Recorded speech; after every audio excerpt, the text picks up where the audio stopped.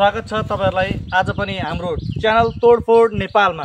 आज हामी तपाईहरुसँग फेरि प्रस्तुत भइसकेका छौं एउटा केही नयाँ सामग्री लिएर। हामीले तपाईहरुलाई अघिल्लो भिडियोमा तपाईहरुको जोश र जाँगर देखाउनुहोस्, हामी भुडे टिभी ठुलो लिएर आउने छौं भनेर वाचा गरेका छौं। तर तपाईहरुको जोश र जाँगर त्यति साह्रो बलियो देखिएन साथीहरु। त्यसैले आज हामीले भुडे टिभी प्रस्तुत गर्न सकिएन। तपाईहरुलाई हामीले टिभी ल्याएर राखेका छौं, त्यो हामी अवश्य प्रस्तुत गर्ने छौं। तर तपाईहरुको लागि हामी आज खाली हात पक्कै पनि आएका छैनौं। तपाईहरुका लागि हामीले एउटा एन्टिक पिस लिएर आएका छौं। त्यो यो एलजी को डीवीडी प्लेयर। यो डीवीडी प्लेयर अहिले पनि चालु अवस्थामा छ। तपाईहरुलाई यो डीवीडी प्लेयर चालु अवस्थामा छ कि छैन भनेर तपाईहरुले हेर्न सक्नुहुन्छ। यहाँ एउटा क्लिप तपाईहरुको लागि प्रस्तुत गरिएको छ। हेलो, लोड भयो।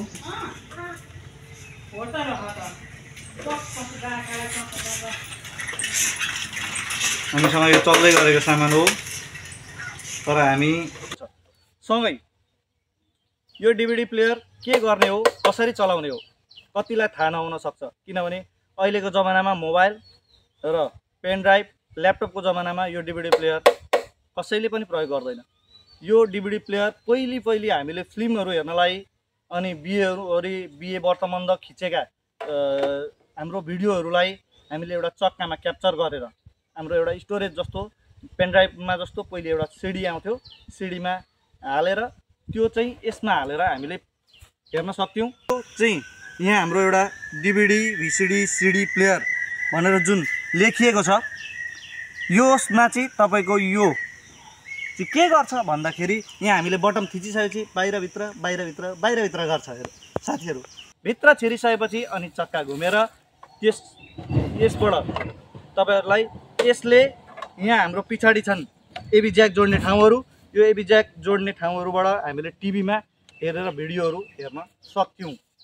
अब यो अहिलेको जमानामा यो चालु अवस्थामा भए पनि यो अहिले उपयोगी छैन। किनभने यसको प्रयोग कसैले गर्दैन। अहिलेको जमानामा चक्काहरु कसैले ल्याएर हेर्दैन। त्यसैले यसलाई हामीले एन्टिक पिसलाई राख्नुभन्दा तपाईहरुसँग ल्याएर समक्ष प्रस्तुत गर्न पेश गर्न उचित सम्झेकाले आज हामी यसलाई तपाईहरुको अगाडि प्रस्तुत गर्न जाँदै छौं। हेर्नुहोस्। लु है साथीहरु, फुटाउँ है। आहा, यो एउटा चाहिँ निक्ल्यो है साथीहरु। यहाँ एउटा सानो यूएसबी लाग्ने ठाउँ छ, तपाईहरुले देख्न सक्नुहुन्छ। अब अघिको बाहिरभित्र गर्ने ठाउँ भनेको यहाँनेरि छ। यो पनि म तपाईहरुलाई खोलेर देखाउने छु।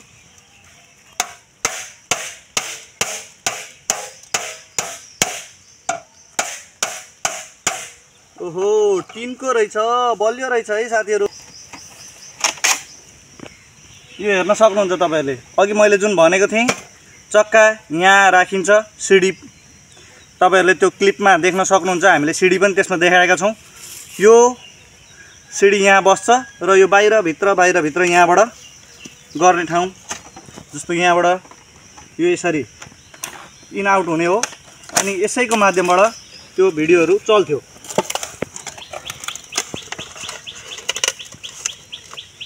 ओहो, बलियो पो रहेछ हो साथीहरु।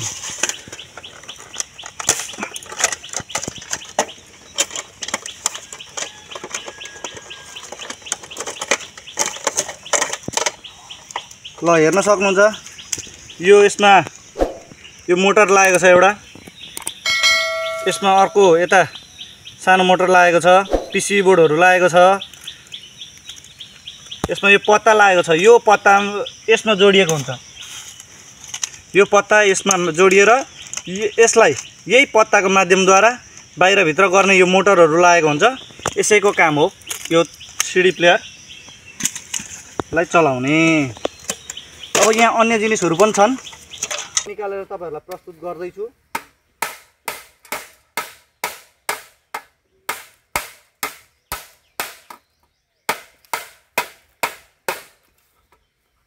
बलियो रहेछ हो।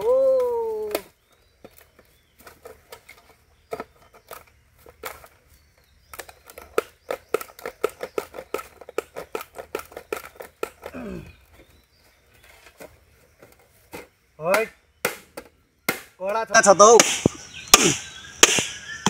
तर योभन्दा कडा चाहिँ हामी नै छौँ होला हौ साथीहरू। तपाईँहरूलाई के लाग्छ भनिदिनुहोस् है, यो कडा छ कि हामी कडा छौँ? कमेन्ट गरेर भनिदिनु होला।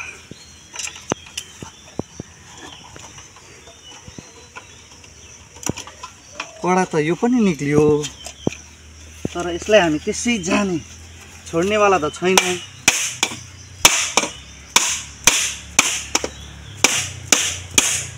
एउटा ब्रान्डले गर्दा पनि होला सायद, एलजीको ब्रान्ड बलियै रहेछ भन्नु पर्यो, पुरानो सामान। तर अहिले चाहिँ पुरानो सामान जस्तो सबै सामान हुँदैनन् है। मैले ब्रान्डिङ गरेको, यसलाई एडभर्टाइज गरेको चाहिँ नसम्झिनु होला।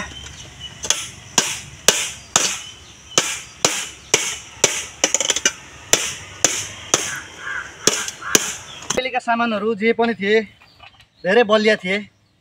जस्तै हाम्रा बुबाहरू पनि हुनुहुन्थ्यो, 80-90 वर्ष बाँच्नुहुन्थ्यो। हाम्रो आयु त्यति साह्रो लामो त नहोला, तर जति बाँचिन्छ खुसी भएर बाँचौँ, एकअर्कालाई माया पेस गरौँ, सपोर्ट पेस गरौँ भन्न चाहन्छु साथीहरू। यो हाम्रो एबी ज्याक लाग्ने ठाउँ एउटा त निक्लियो, यहाँ अर्को निक्लियो। प्लास्टिकका टुक्राहरू, पिसिबी बोर्ड टुक्रेर निक्लेको छ। यसमा तपाईँहरू देख्न सक्नुहुन्छ विभिन्न क्यापेसिटरहरू, ट्रान्जिस्टरहरू, आइसीहरू धेरै थोक लागेका हुन्छन्। अब यसको विभिन्न काम इलेक्ट्रोनिक्स हरेक सामानहरूमा लाग्छ। यसको सबैको आफ्नै काम हुन्छ। कसैको पावर सप्लाई दिने हुन्छ, कसैको पावर म्यानेज गर्ने काम हुन्छ।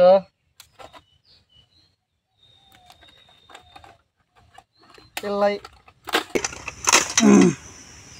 एउटा सानो ट्रान्समिटर जस्तो पनि रहेछ। यो भित्र कोइल हुन्छ। यो ट्रान्समिटर त हामीले धेरैवटा चिजमा तपाईँहरूलाई सानो प्रस्तुत गरिसकेका छौँ। हामीले भित्र खोतल्दै टुक्र्याउँदा हेर्नुहोस् त, सबै सामानहरू टुक्रा भएर निक्लियो। अब यसमा रह्यो चाहिँ के त, अर्को एबी ज्याकको पोइन्टहरू लाग्ने ठाउँ। अब तपाईँहरूले हेर्न सक्नुहुन्छ एउटा खाली ट्वाक्रो, यसमा अब केही रह्यो। यो प्रस्तुति सँगसँगै आज हामीले यही प्रस्तुतिलाई मात्रै लिएर आएका छौँ तपाईँहरू समक्ष, र आश छ तपाईँहरूको अलिकति माया प्रेम र जोस बढ्नेछ, हामीलाई सपोर्ट गर्नुहुनेछ र आगामी दिनहरूमा ठुला प्रस्तुतिहरू पेश गर्ने मौका दिनुहुनेछ। किनभने तपाईँहरूको माया जोस जाँगर जति धेरै बढ्नेछ, हाम्रा प्रस्तुतिहरू त्यति नै ठुला भएर जानेछन्, त्यति धेरै प्रस्तुतिहरू हुनेछन् भन्ने बाचा गर्दै आजको लागि यति नै। धन्यवाद।